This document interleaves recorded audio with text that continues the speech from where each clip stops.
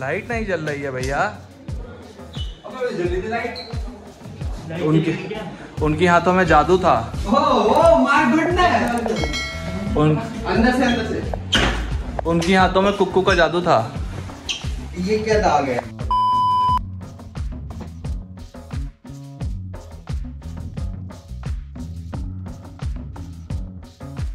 तो चलिए गाइस चलते हैं हम घूमने के लिए रूम से बाहर।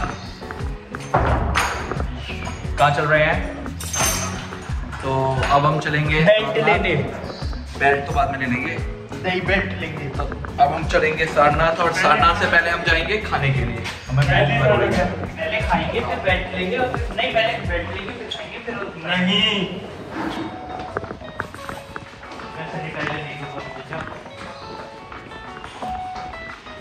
अच्छा है वैसे इनका। ठंड है यार। क्यों रो रहा है?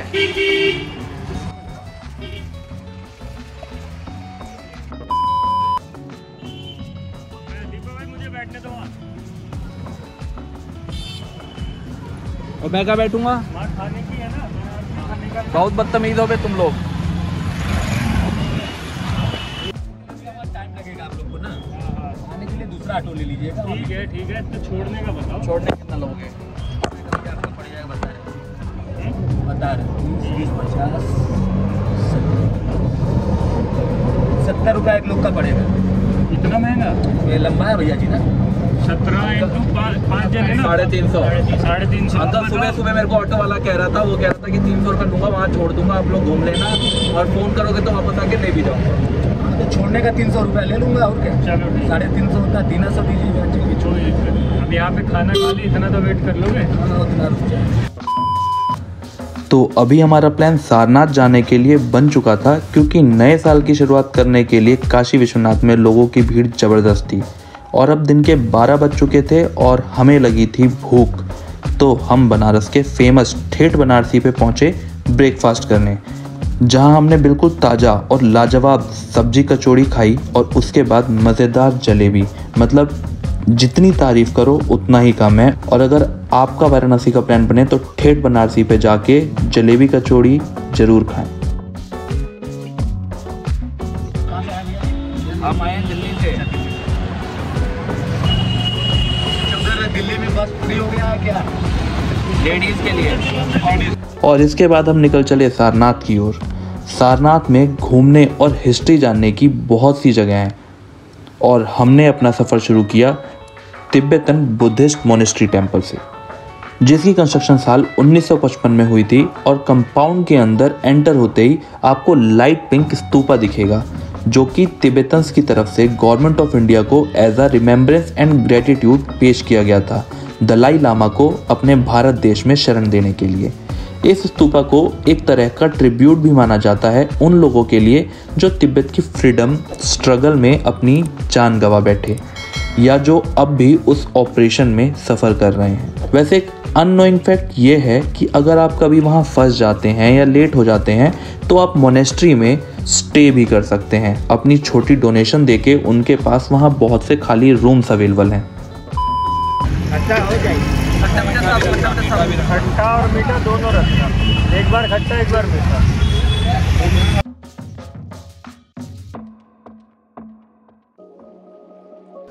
तो दोस्तों इसके बाद हम पहुंचे जैपनीज टेम्पल, जो कि Dharmachakra Indo Japan Buddhist cultural society के द्वारा चलाया जाता है। लोकल गाइड्स और हम जैसे विजिटर्स इसे जैपनीज टेम्पल के नाम से जानते हैं, और वैसे इसका ओरिजिनल नाम है निशिगई सुजान होरिंजी टेम्पल। और इस टेम्पल का आर्किटेक्चर ऑलमोस्ट जापान के क्योटो में बने टेम्पल जैसा ही है। टेम्पल कंपाउंड में आपको बहुत शांति मिलेगी, और इसका इंटीरियर बहुत ही लाजवाब है, जिसमें सामने बहुत बड़े बुद्धा की वुडन स्टैचू है रिक्लाइनिंग पोज में। इंटीरियर में चारों तरफ बने छोटे स्टैचूज और वुडन फर्नीचर सैंडल वुड के बने हुए हैं।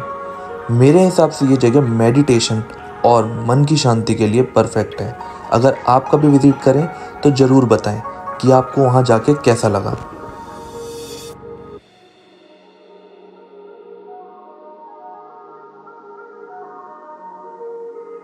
और दोस्तों जैपनीज टेम्पल के बगल से ही एंट्री है विश्व शांति स्तूप के लिए, जिसकी इनॉग्रेशन 25 नवंबर 2010 को की गई थी, जो कि सस्टेनेबल एंड पीसफुल प्लेनेट के लिए डेडिकेट की जाती है हमारे भारत देश के साथ पूरे विश्व को।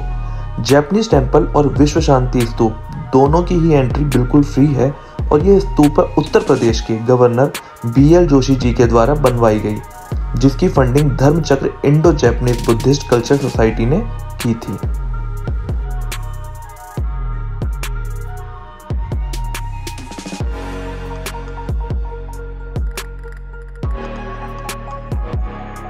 तो दोस्तों इसके बाद हम गए मूलगंध कुटी विहार। ये सारनाथ के मेन चौक के पास साल 1931 में इंटरनेशनल बुद्धिस्ट कम्युनिटी और बहुत से देशों के डोनेशन से बनाया गया था। इस विहार को सक्यमणि बुद्धा की याद में महाबोधि सोसाइटी के द्वारा बनाया गया था और आज भी इसकी मेंटेनेंस उन्हीं के द्वारा की जाती है।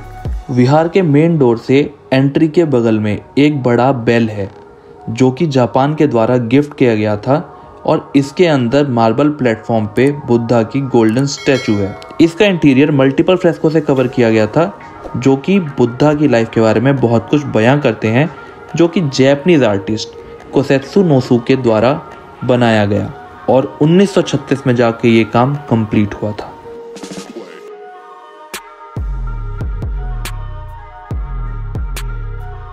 भगवान बुद्ध ने जो ज्ञान की प्राप्ति की थी बोधिया में, उसके बाद उन्होंने यहाँ पे अपने 5 शिष्यों को पहला उपदेश दिया था, जिसको बोलते हैं धर्मचक्र प्रवर्तन। तो उन्होंने क्या बोला था, उन्होंने यहाँ पे अपने शिष्यों को बताया था, प्रथम 5 शिष्यों को, कि क्या नाम है कि 4 आर्य सत्यों के बारे में। पहला आर्य सत्य कि संसार में दुखी दुख है, ठीक है। दूसरा है इस दुख का कारण है। तीसरा है इस दुख का निरोध है। और चौथा है इस दुख के निरोध के लिए 8 अष्टांगिक मार्ग है। सम्यक दृष्टि, सम्यक वाक, सम्यक व्यवहार, सम्यक वचन, सम्यक कर्मांत, सम्यक आजीविका, सम्यक स्मृति और सम्यक समाधि।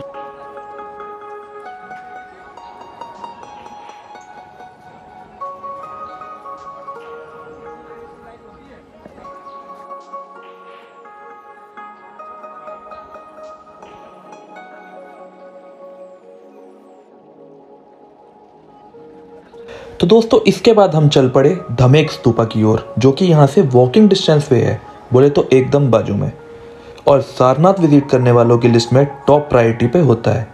यहाँ एंट्री के लिए 25 रुपये की टिकट है पर पर्सन, और यहाँ घूमने से ज़्यादा मज़ा आता है यहाँ की हिस्ट्री जानने में, जो हमें सिर्फ कोई गाइड ही बता सकते थे। तो इसलिए हमने 500 रुपये में एक ग्रुप के साथ क्लब करके बुक किया एक गाइड। तो अब आप घर बैठे ये हिस्ट्री सुनिए। ठीक है, उन्होंने खुदाई करके इस जगह को सबके सामने लेके आए हैं। 1835 के पहले ये पूरा मलबे में दबा हुआ था, और सम्राट अशोक ने 3rd सेंचुरी BC में यहाँ पे 2 जो है बहुत ही महत्वपूर्ण चीज़ों का निर्माण कराया था। पहला आपका ये धम्मेक स्तूपा है और दूसरा जो है अशोका पिलर है। इन दोनों का निर्माण 3rd सेंचुरी BC में जो है सम्राट अशोक ने कराया था, यानी कि आज से 2250 साल पहले। और यहाँ पर आपको मिलेगा विहार और मिलेगा स्तूपा। विहार क्या होता है? विहार जहाँ बौद्ध मॉन्क्स लोग जो है अपने they spend their 4 month of rainy season, अपने 4 महीने जो वहाँ पे स्पेंड करते थे बौद्ध मॉन्क्स, उसको कहते हैं विहार। तो यहाँ पे विहार जो है गुप्ता पीरियड में विहार बने हैं, यानी कि 4th सेंचुरी से लेकर 7th सेंचुरी तक। उसके बाद जो है आपको फिर 8th सेंचुरी 9th सेंचुरी यानी कि पाल डायनेस्टी के समय भी विहार बने हैं, विहार बने हैं। उसके बाद जो है फिर 10th to 12th सेंचुरी में भी यहाँ पे विहार बने हैं गढ़वाल वंश की रानी कुमार देवी के द्वारा। कुमार देवी जो कि गढ़वाल वंश के राजा गोविंद चंद्र की पत्नी थी, उसने यहाँ पे कई विहारों का निर्माण कराया था, विहारों और चैत्यों का निर्माण कराया था। चैत्य क्या होता है? चैत्य होता है पूजा स्थल, ठीक है। और स्तूप क्या होता है? स्तूप होता है जिसमें भगवान बुद्ध के शारीरिक अवशेषों को रखा जाता है। बाद में ये स्तूप जो है आगे चलकर 4 और मतलब टाइप्स का हो गया। पहला जो स्तूप होता है रेलिक स्तूप, जिसमें भगवान बुद्ध के शारीरिक अवशेषों को रखा जाता है। दूसरा स्तूप जो होता है इसको बोलते हैं पराभौमिक, हिंदी में, इंग्लिश में बोलते हैं कमोरेटिव स्तूप। इसका मतलब ये होता है कि इसमें भगवान बुद्ध से संबंधित जो भी चीज़ें रखकर जिन स्तूपों का निर्माण होता है उसको बोलते हैं कमोरेटिव स्तूप। जैसे भगवान बुद्ध जो है भिक्षाटन करते थे, भिक्षा मांगते थे, तो उनके जो है भिक्षा पात्र को रख के जिन स्तूपों का निर्माण कराया जाता था उसको बोलते हैं पराभौमिक यानी कि कमोरेटिव स्तूप। तो उसके बाद जो तीसरा स्तूप होता है इसको बोलते हैं सिंबॉलिक। देखिए वो जो कमोरेटिव स्तूप का एग्जांपल आपका तक्षशिला में है, पाकिस्तान में। सर ये तो मतलब तक्षशिला यानी कि पाकिस्तान में ये कमोरेटिव स्तूप जो है पाराभौमिक स्तूप अभी भी एग्जिस्ट करता है पाकिस्तान में, तक्षशिला में। और तीसरा जो स्तूप होता है इसको बोलते हैं सिंबॉलिक, उद्देशिका। किसी विशेष घटनाक्रम को दर्शाने के लिए जिन स्तूपों का निर्माण होता है उसको सिंबॉलिक या उद्देशिका कहते हैं। जैसे ये धम्मे की स्तूप है। After getting the enlightenment in Bodh Gaya, Gautam Buddha delivered his first sermon to his 5 disciple here. ये जो रेक्टेंगुलर है ये सब आपका वोटिव स्तूप है, यानी कि पूजार्थक स्तूप है, यानी कि मनौती स्तूप है। जिस प्रकार हिंदू धर्म में कोई मनौती पूरी होने के बाद हम लोग मंदिर में मूर्ति दान करते हैं, शिवलिंगा दान करते हैं, एक मंदिर का निर्माण करा देते हैं, उसी तरह से बौद्ध भिक्षु लोग जो कि उनको जब निर्वाण की जब प्राप्ति होती थी, उनकी इच्छाएं जब पूरी होती थी, मनौती पूरी होती थी, तो वो लोग इसका निर्माण कराते थे, यानी इसको मनौती स्तूप कहते हैं। तो ये 4 प्रकार के स्तूपों का पहला हो गया शारीरिक, दूसरा हो गया पाराभौमिक, तीसरा हो गया उद्देशिका सिंबॉलिक, और चौथा हो गया आपका वोटिव यानी कि मनौती स्तूप। तो निर्वाण प्राप्ति, और देखिए निर्वाण प्राप्ति और मोक्ष में अंतर होता है। मोक्ष क्या होता है? मोक्ष में जब व्यक्ति को जब मृत्यु हो जाती है तो उसको बोलते हैं कि व्यक्ति को मोक्ष की प्राप्ति हुई, अकॉर्डिंग टू हिंदू मैथोलॉजी, ठीक है, मोक्ष की प्राप्ति हुई। मोक्ष में आपके जो कर्मा होते हैं वो शेष होते हैं, वो कर्मा जो है नेक्स्ट बर्थ में आपको उस कर्म के अनुसार आपको नया जीवन मिलता है। निर्वाण क्या होता है? निर्वाण में जो आपके जो कर्मा है वो खत्म हो जाते हैं, और निर्वाण की जो प्राप्ति होती है बौद्ध धर्म के अनुसार आप जीते जी निर्वाण की प्राप्ति कर सकते हैं। उसमें आपके जो कर्मा होते हैं, जो रीबर्थ का जो कॉन्सेप्ट होता है वो खत्म हो जाता है, उसमें कर्मा आपका खत्म हो जाता है, फिनिश हो जाता है। जबकि मोक्ष में आपका निर्वाण में रीबर्थ है कि नहीं है? नहीं है, नहीं निर्वाण में नहीं है। निर्माण वह अवस्था है, मोक्ष में भी नहीं है। नहीं सर, मोक्ष में तो आपका रहता है साल्वेशन और मतलब ये है कि आपको वापस जन्म ही नहीं लेना पड़े मनुष्य में। हाँ वही तो मतलब बोल रहे हो कि रीबर्थ से रीबर्थ से नहीं, ये नहीं, मैं ये कह रहा मोक्ष और निर्वाण में ये अंतर आपके होता है। कर्म आपको छोड़ते नहीं है क्योंकि आप वापस बर्थ लेते हो। हाँ, मोक्ष में भी यही होता है। मतलब हिंदू माइथोलॉजी में इज लाइक कि हाँ, हम रीबर्थ के सर्कल में फंसे हुए हैं। अब हम कर्म अच्छे करेंगे तो सर्कल से बाहर निकलेंगे। लेकिन बुद्धिज्म में कि हमें जैसे ज्ञान प्राप्त हो गया 4 आर से हिंदू माइथोलॉजी में यदि आपको मोक्ष मिल जाता है हाँ तो हम इस सर्कल से बाहर निकल गए। हाँ, इस सर्कल से बाहर निकल गए। आपको रीबर्थ नहीं होता है, डेथ के बाद है। हाँ, वो डेथ के बाद जीते जी निर्वाण की प्राप्ति हो जाती है। इसमें जो है कबीरदास बोले हैं, इसलिए हम भी यादेगा ही रहे। हाँ सर बताइए। ठीक, मरता मरता जग मुआ, कबीरा मरा न कोई, कबीरा ऐसा मरी मुआ जो बहुरी न मरना हो। मतलब बाद में जन्म ही नहीं लेना, बाद में मरना ही नहीं है, उसको मोक्ष बोलते। चलिए ठीक है, ठीक है सर। तो उसमें जो है क्या नाम है, आपका जो निर्वाण की जो वो अवस्था है जिसमें आनंद की अवस्था है, ठीक है, उसमें ना तो आपको जो है क्या नाम है दुख की फीलिंग होती है और ना ही सुख की फीलिंग होती है, उस अवस्था को निर्वाण कहते हैं, ठीक है। और फिर उसके बाद हम लोग ये देखेंगे, ये जो यहाँ पे सर्किल है, ये आपका जो सर्किल वाला जो स्तूपा है, आगे चल के देखेंगे जो सर्किल वाला दिख रहे हैं ना, ये जो है गुप्ता पीरियड का है, गुप्ता डायनेस्टी का है, यानी कि 4th सेंचुरी से 7th सेंचुरी तक का है। उसके बाद जो रेक्टेंगुलर शेप में है वो पाल डायनेस्टी का है, यानी कि 8th सेंचुरी या 9th सेंचुरी का है। आइए चलते हैं। जैसे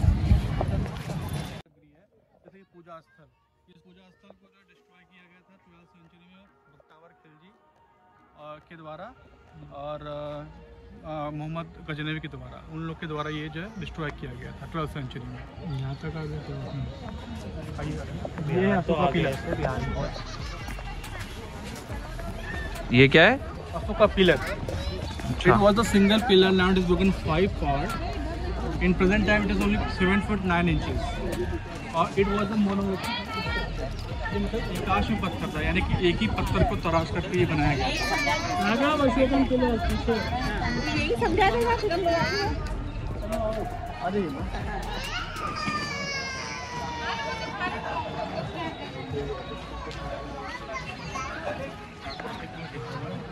ये ब्राह्मी लिपि है।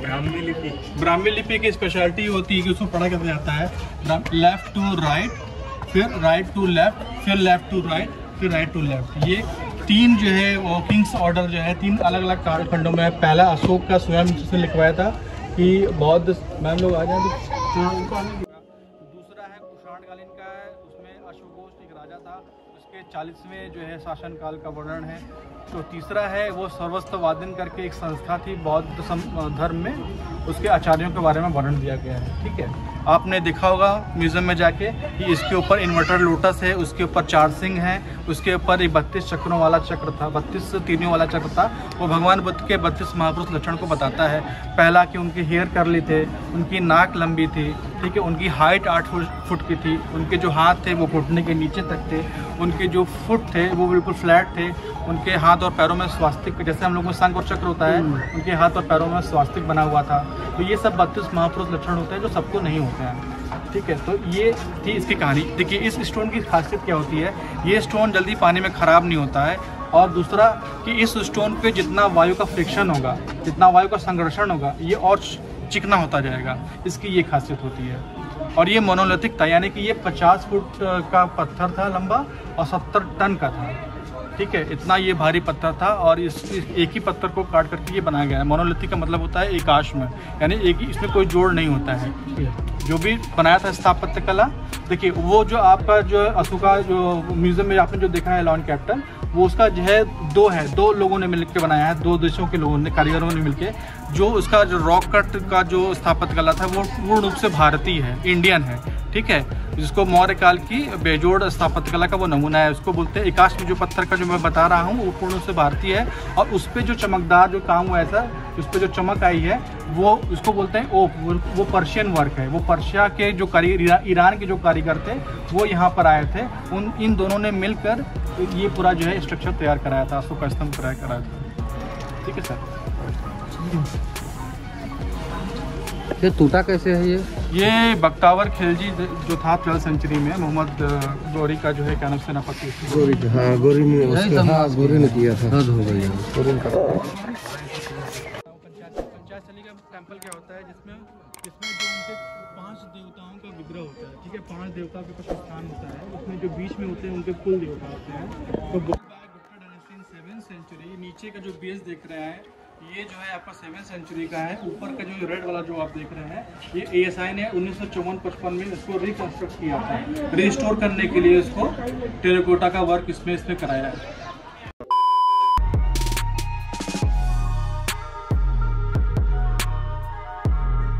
यही उन्होंने अपने प्रथम शिष्यों, मतलब कि प्रथम 5 शिष्यों को यही उपदेश दिया था, और उन्होंने बोला था कि इन सब का पालन आपको मध्यम मार्ग, यानी कि you have to try middle part, मतलब कि middle part is the right way. उन्होंने मध्यम मार्ग का